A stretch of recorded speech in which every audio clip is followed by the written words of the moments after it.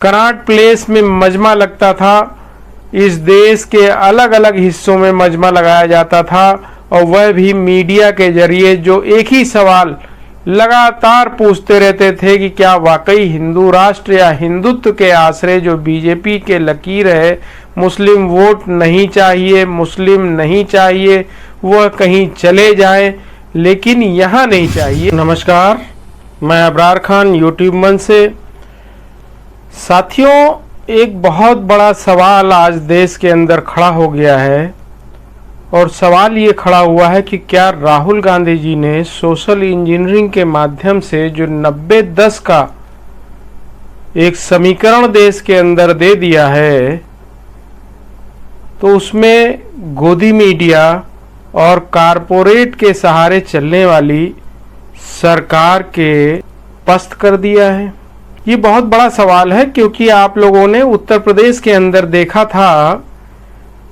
कि चुनाव के समय पे 80-20 का खेल चला था और उस 80-20 के खेल में लोग फंस गए और स्थिति बदल गई।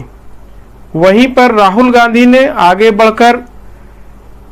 देश के 90% लोगों की आवाज को बुलंद किया है और पूछा है कि देश के अंदर 10% लोगों के पास सब कुछ है और 90% कहीं भी नहीं है। तो आज हम लोग इसी पर बात करेंगे।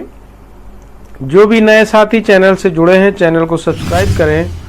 और ज़्यादा से ज़्यादा लोगों तक शेयर करें।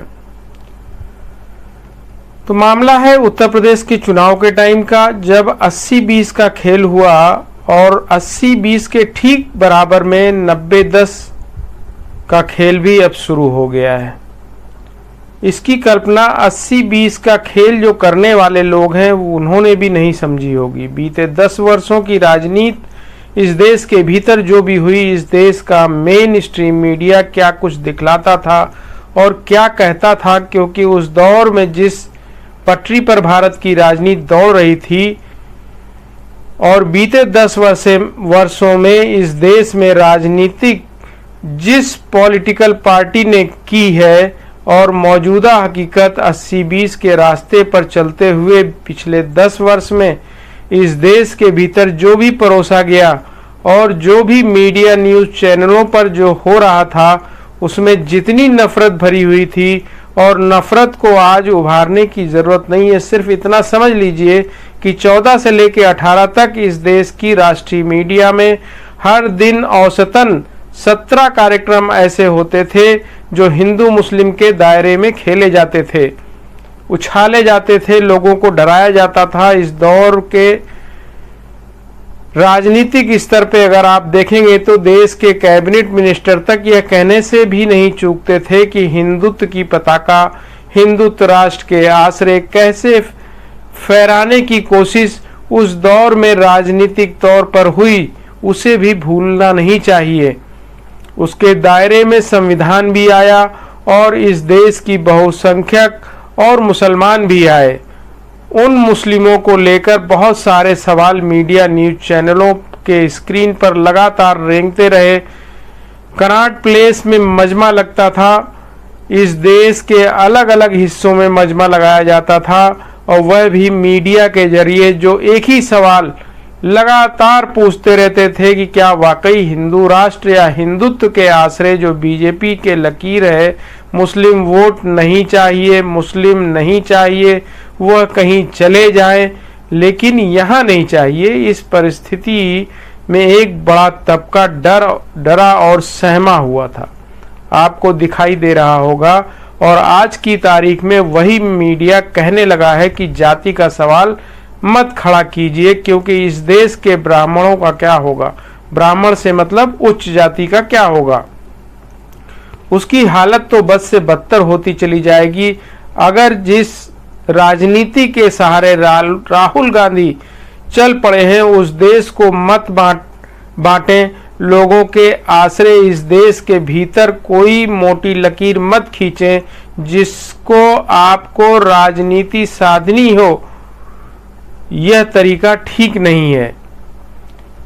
यानी राहुल गांधी ने जैसे ही देश के ओबीसी, एससी, एसटी और माइनॉरिटी को मेन स्ट्रीम में लाने के लिए सवाल खड़ा किया, उसी वक्त इस देश के भीतर वही मेन स्ट्रीम मीडिया जो बीते 10 वर्षों तक सिर्फ और सिर्फ हिंदू मुस्लिम के रास्ते पर चलते हुए समाज में इतनी नफरत को फैला चुका था कि छोटे छोटे बच्चे के भीतर भी घर कर गया था और वह खेल खेलते थे, उसी नफरत के आश्रय ताना बाना इस देश के भीतर ही बुना गया और राजनीतिक सफलता मिल रही थी। तो सत्ता ने भी इस पर कोई कदम नहीं उठाया, इसे रोका जाए। लेकिन जैसे ही जाति समीकरण, जाति जनगणना और जाति के आधार पर इस देश के मेन स्ट्रीम मीडिया में भागीदारी मिलनी चाहिए, यह सवाल जैसे ही उठा, वैसे ही किसी भी न्यूज चैनल या किसी भी बड़े अखबार के संपादकीय पृष्ठ पर लिखे जाने वाले लेखों में एक बात निकल कर आएगी कि जाति के आधार पर समाज को बांटना ठीक नहीं है और आपको कहां तक ले जाएंगे। राहुल गांधी ने यह कहा कि इस देश के कारपोरेट को देख लीजिए, मीडिया को देख लीजिए, जुडिशरी को देख लीजिए, इस देश की नौकरशाही को देख लीजिए, इस देश के किसी भी संस्थान को देख लीजिए, इस देश के भीतर में बजट बनाने वालों को देख लीजिए, उसमें आपको उस 90% की भागीदारी नहीं के बराबर मिलेगी। यह सवाल भारत की राजनीति में उथल पुथल मचा चुका है।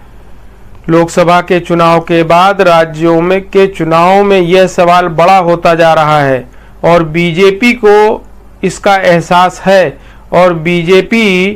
के पीछे इस देश की जिस मीडिया का और जिस कारपोरेट की पूंजी का स्ट्रेक लगा हुआ है, उसको भी इस बात का एहसास है कि सत्ता इस रास्ते बीजेपी के पास रह नहीं पाएगी। प्रधानमंत्री मोदी की ताकत उस तर्ज पर नहीं रह पाएगी जिस तर्ज पर पिछले 10 वर्षों में उन्होंने खेल किया है। इस हिंदू मुस्लिम के ठीक समानांतर कहीं न कहीं राजनीतिक छौंक लगाने की कोशिश बाकायदा बीजेपी के अध्यक्ष रहे अमित शाह ने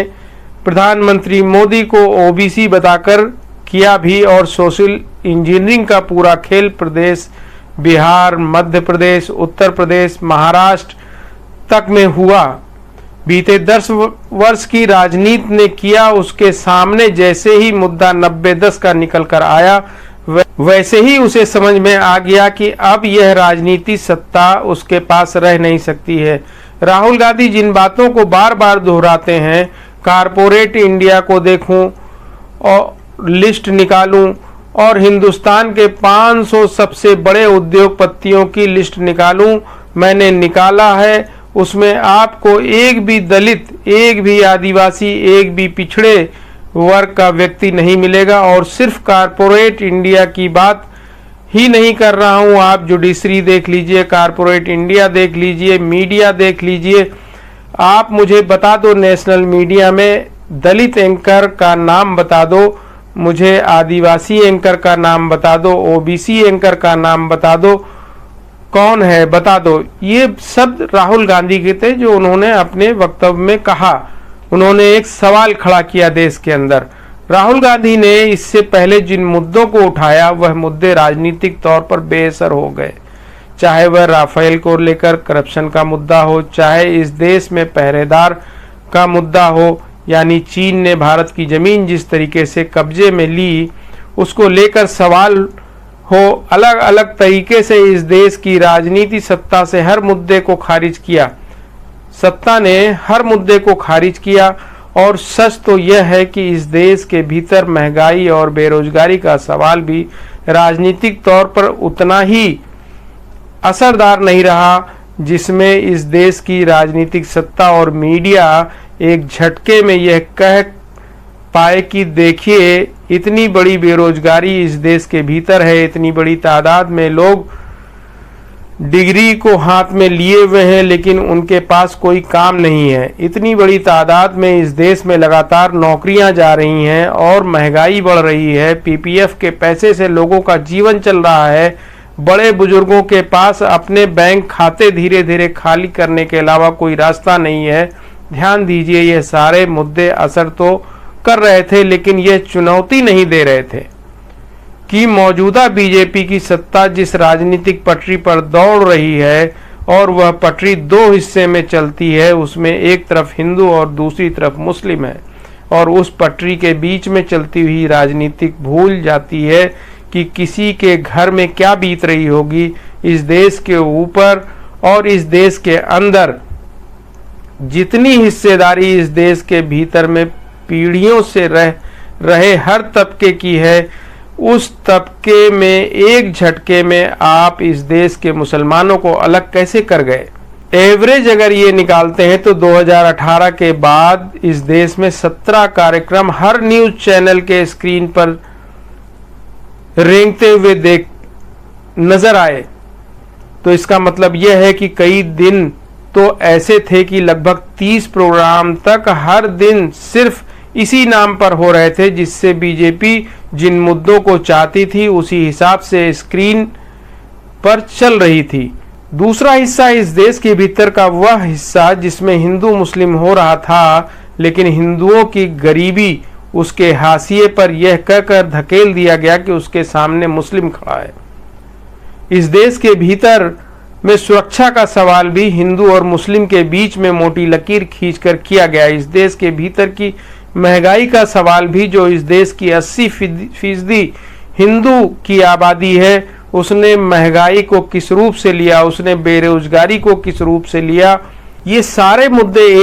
एक झटके से सरकारी सर्वे से भी गायब हो गए। वहीं सर्वे अब बताने को तैयार है कि इस देश के भीतर में जाति जनगणना के मुद्दे में बीजेपी की राजनीतिक जमीन को हिला दिया है। इस देश के भीतर में जो जाति जनगणना बिहार में हुई, उन सब के सवाल भी बिहार में उसी तर्ज पर लागू कर पाने की स्थिति में नीतीश कुमार क्यों नहीं है। और इस देश में जिस इकोनॉमी पर कारपोरेट का कब्जा है और उस कारपोरेट के आश्रय मौजूदा राजनीति सत्ता अपनी राजनीति को आगे बढ़ाती है, उस कारपोरेट के पूरे सिस्टम के भीतर क्या वाकई ऐसी परिस्थिति पहली बार निकल कर आ रही है जहां अब उसे भी डर लगने लगा है कि अगर इस देश के भीतर में हर क्षेत्र में